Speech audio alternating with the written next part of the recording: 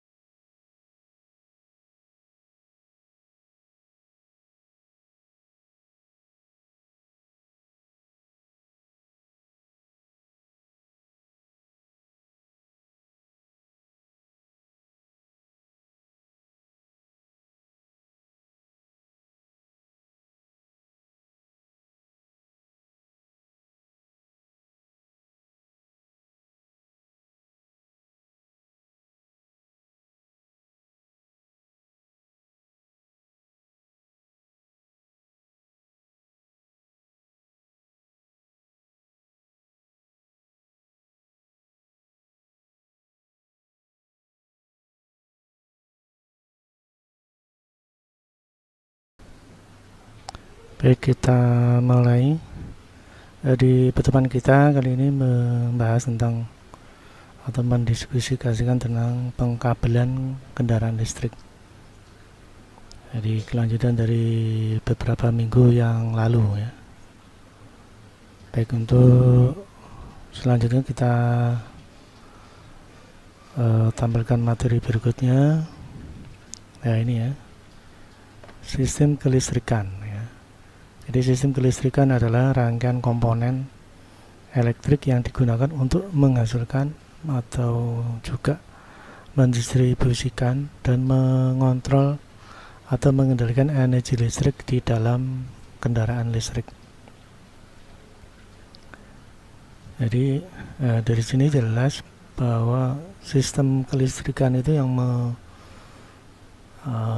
mengendalikan komponen-komponen dari kendaraan listrik.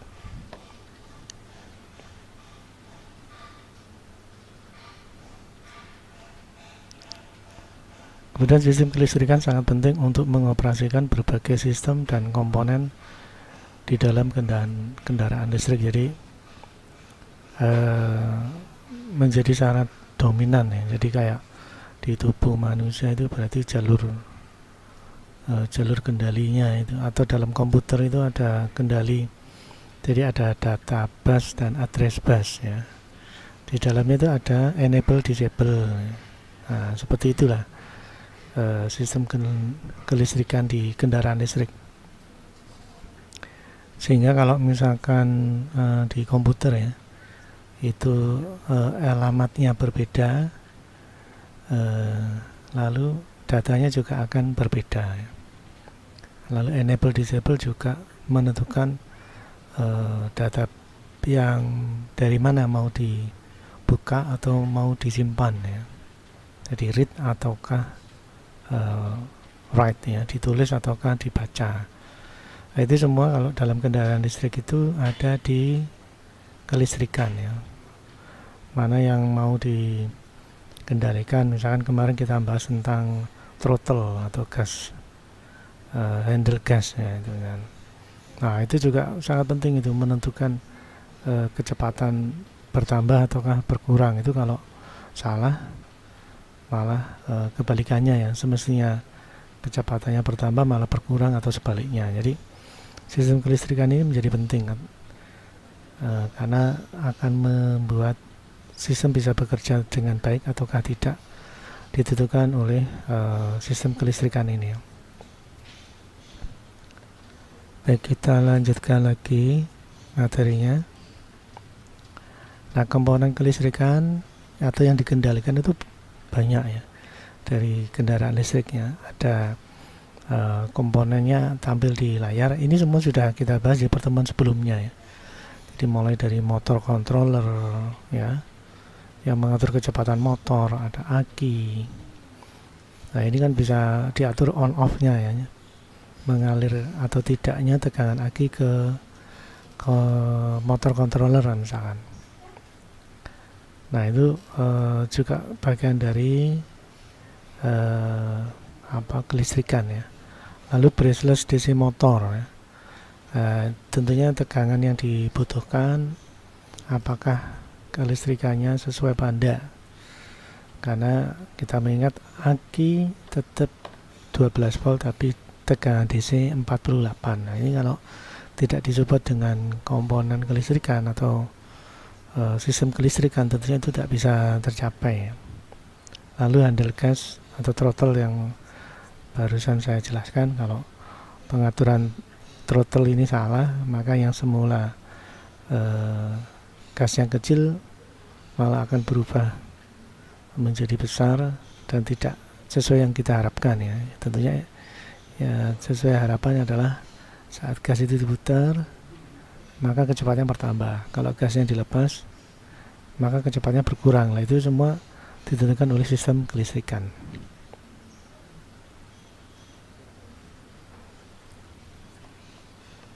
Baik, kita lanjutkan materinya. Nah, ini adalah komponen kendaraan listrik yang disupport oleh sistem kelistrikan ya. Jadi mulai dari motor controller ya. Ini kabelnya banyak sekali. Kemudian dinamo atau motor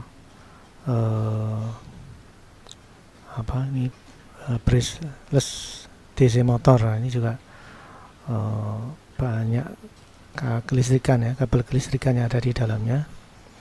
Nah, juga tidak kalah penting ini komposisi 4 aki ya, 12 volt menjadi 48 volt. Tentunya ada sistem kelistrikan yang harus mendukung ya, karena aki 12 volt ini harus ditata serial sedemikian hingga aki 12 volt menjadi 4 buah aki 12 volt menjadi 48 volt ya. Kemudian ini juga ya, handle gas ini ada di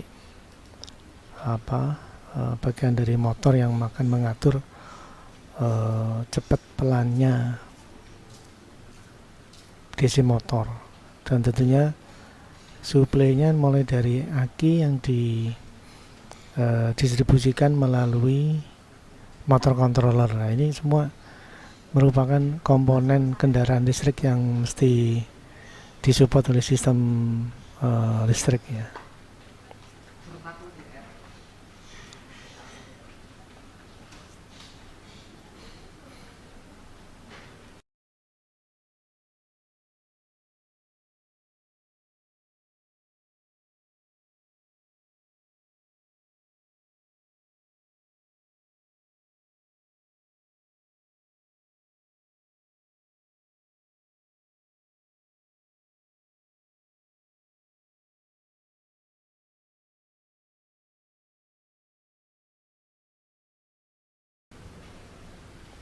Baik, kita lanjutkan lagi materinya.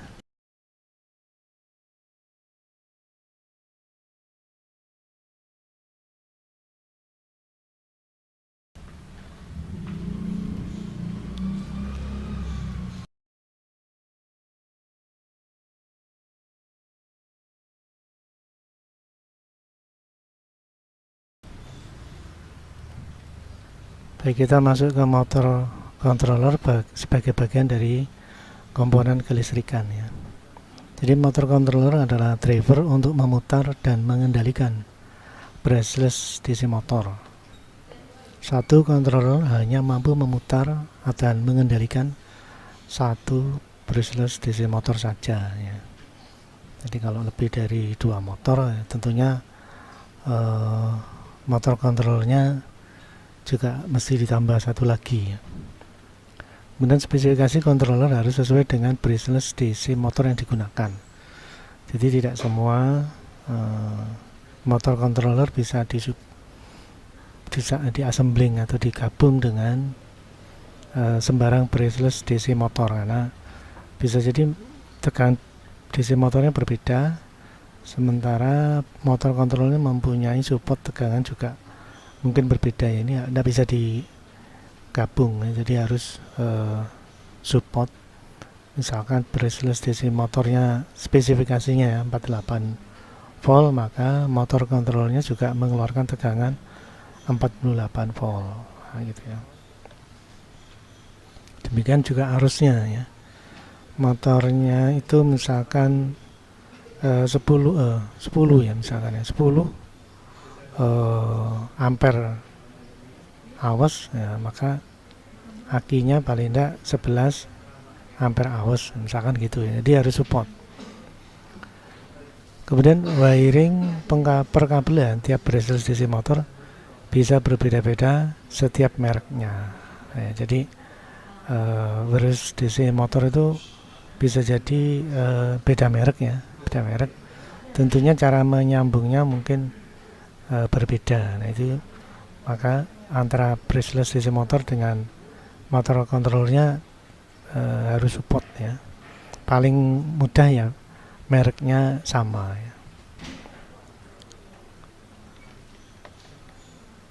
Baik, kita lanjutkan lagi.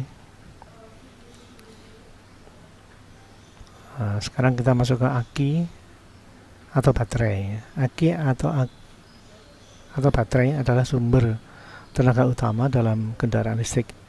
Jika kendaraan mesin BBM atau bahan bakar minyak yang sudah lama berada di tempat kita ya, itu menggunakan sumber tenaga dari bensin ya, contoh Pertalite misalkan. Nah, maka untuk kendaraan listrik menggunakan sumber tenaga dari baterai ya, yang mana baterai sudah kita bahas merupakan aliran elektron, kemudian kalau ingin diisi kembali ya diisi elektron lagi atau dicas. Sementara kalau kendaraan mesin bahan bakar minyak, kalau ngisi lagi ya beli BBM lagi ya. Kalau Pertalite-nya habis ya diisi kembali ya, beli lagi 1-2 liter untuk diisikan ke kendaraan kita ya. Kemudian ada anggapan bahwa baterai itu mahal ya, dan memang mahal ya, dan harga baterai memang tinggi ya.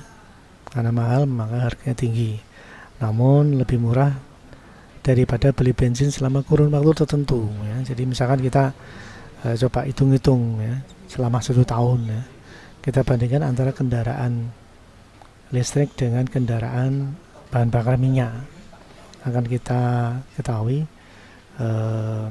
perbedaannya. Yang pasti untuk kendaraan bahan bakar minyak itu kita selalu membeli bahan bakar ya. Bahan bakar kita beli setiap habis kita beli gitu. Nah, tentunya kalau aki atau baterai ya tentunya elektronik juga habis, tapi kita bisa ngecas di rumah. Jadi selain listrik di rumah untuk penerangan rumah, bisa untuk ngecas baterai ya. Dan nanti kita coba bandingkan ya. Coba ini saya lanjutkan materinya. Ini misalkan ya, efisiensi dalam 1 tahun sebagai berikut. Aki atau baterai selama 1 tahun ya. Aki itu harganya ini 260.000. Ini saya peroleh dari sebuah website ya. Bisa Anda periksa sendiri ya. Ini hanya saya capture aja. 1 aki 260.000. Nah, karena 1 aki ini hanya ini ya 12 volt, 12 ampere hours, padahal butuhnya 48 volt, maka 1 aki ini harus dibelikan sejumlah 4 ya. Nah, ditinjau dari harga ya. Ditinjau dari harga, maka harga 1 aki 260.000 kali 4 sekitar 1.040.000 ya. 1.040.000 mahal ya.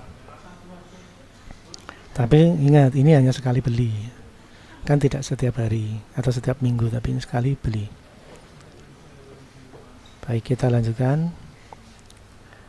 Nah, ini kalau kendaraan bahan bakar minyak ya, bensin pakai Pertalite 1 liter 1 hari asumsinya ya.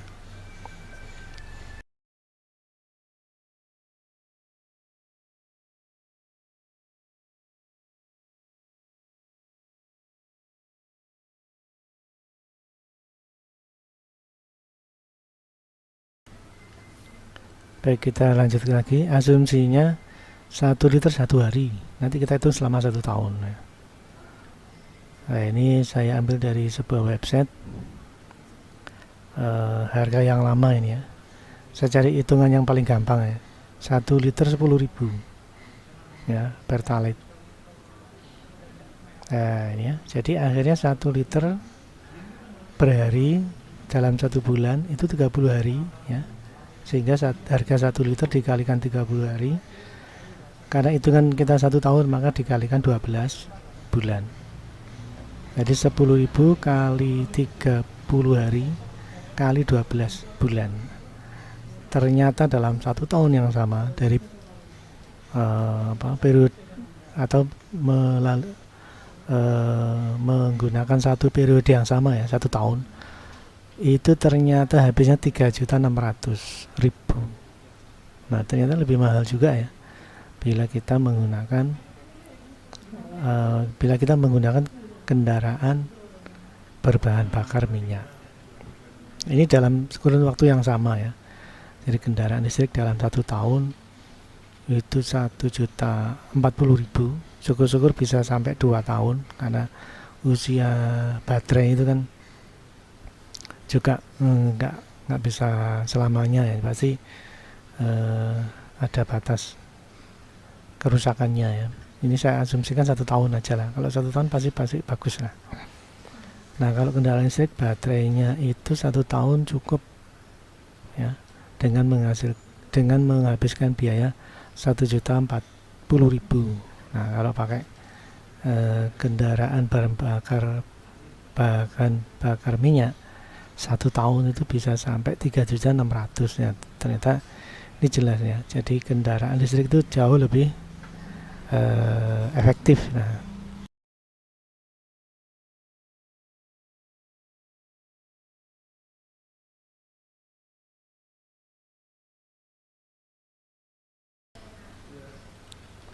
baik, kita lanjut lagi.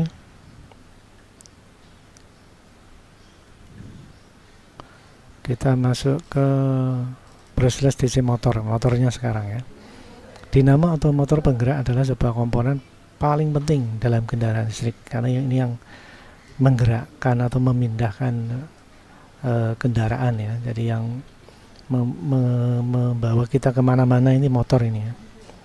Lalu secara umum terdapat dua jenis dinamo atau motor ini, yaitu dinamo dengan 2 kabel atau brushless DC dan dinamo dengan 3 kabel fase yang disebut brushless DC juga ya. Nah ini ya, jadi mana yang mau dipakai, tapi biasanya yang digunakan adalah brushless DC atau BLDC dengan 3 kabel ya, ini ya. Dan semuanya sudah kita bahas di pertemuan awal tentang motor brushless DC dan brushless DC.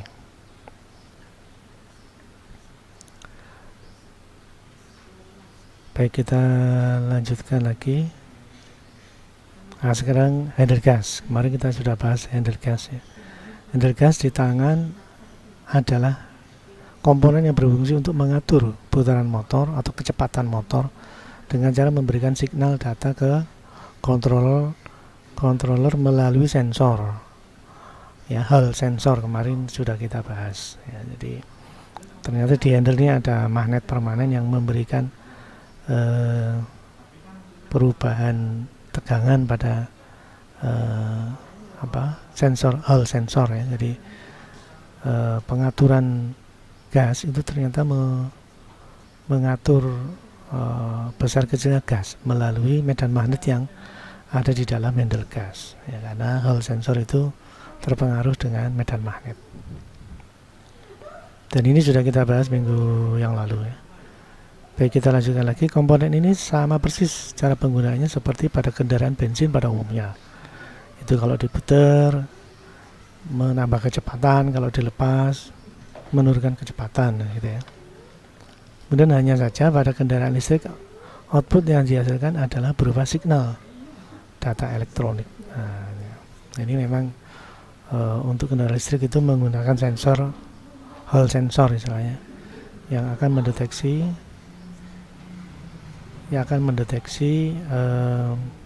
kecepatan ya.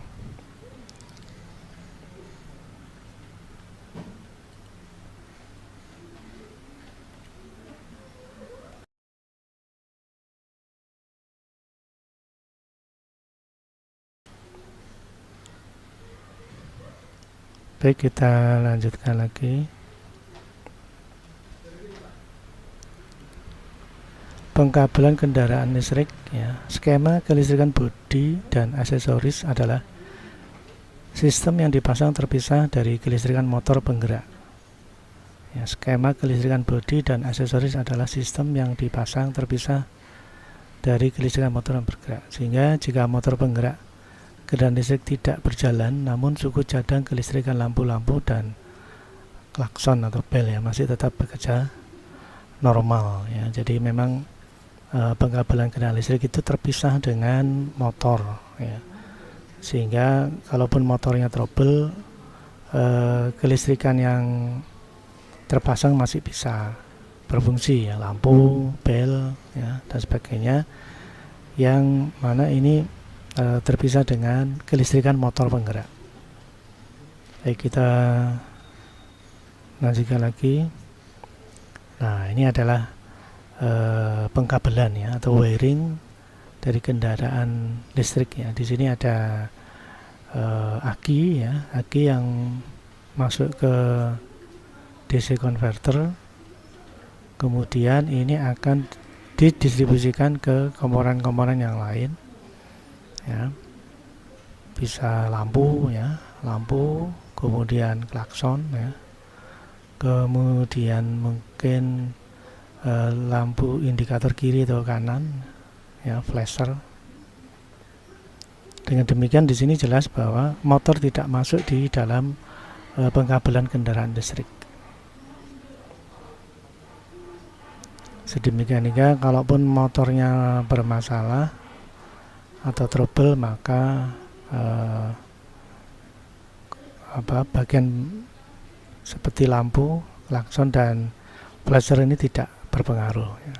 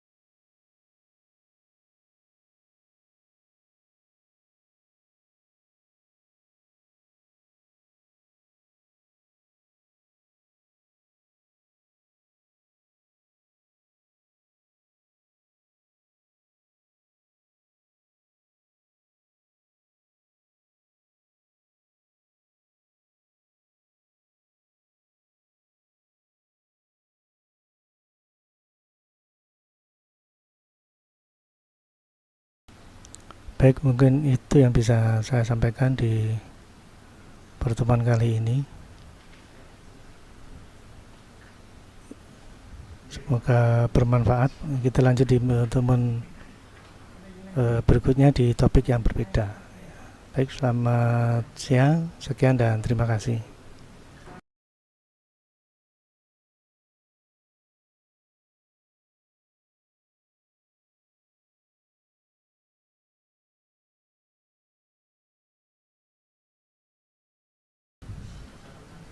Oh, ini ada pertanyaan nih, sebentar ya. Ini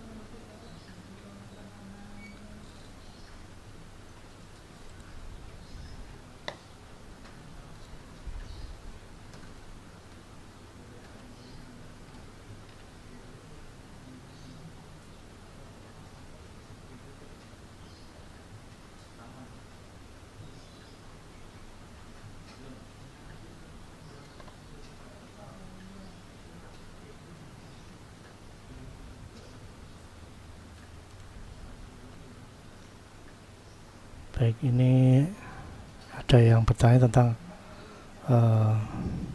auxiliary ya. Ya, pada dasarnya ini kalau di mobil itu memang ada baterai yang khusus untuk mensuplai komponen-komponen yang bertegangan rendah ya, 12 volt misalkan. Tentunya tegangan motor mobil kan mungkin terpisah ya. Jadi antara tegangan motor ya dengan tegangan komponen itu kan tegangannya berbeda. Ini mesti terpisah. Nah, pembagian baterai yang untuk komponen yang tegangan 12 volt ini namanya baterai auxiliary ya, auxiliary ya. Jadi baterai yang khusus untuk mensuplai komponen-komponen aksesoris lah gitu ya, flash atau mungkin klakson atau bel ya, atau lampu depan, lampu belakang gitu ya. Yang pasti bukan suplai motor, karena tegangan motor itu besar ya. Mungkin itu ya, siapa namanya ini, Goodbye Shop, namanya kok Goodbye Shop. Tapi terima kasih, ini ada tanggapan. Saya biasanya kalau jam 10 itu nggak ada tanggapan ya. Oke lah, ini kita lanjutkan di pertemuan berikutnya. Dan saya senang sekali kalau ada pertanyaan ya. Baik, selamat siang, jaga kesehatan, sekian dan terima kasih.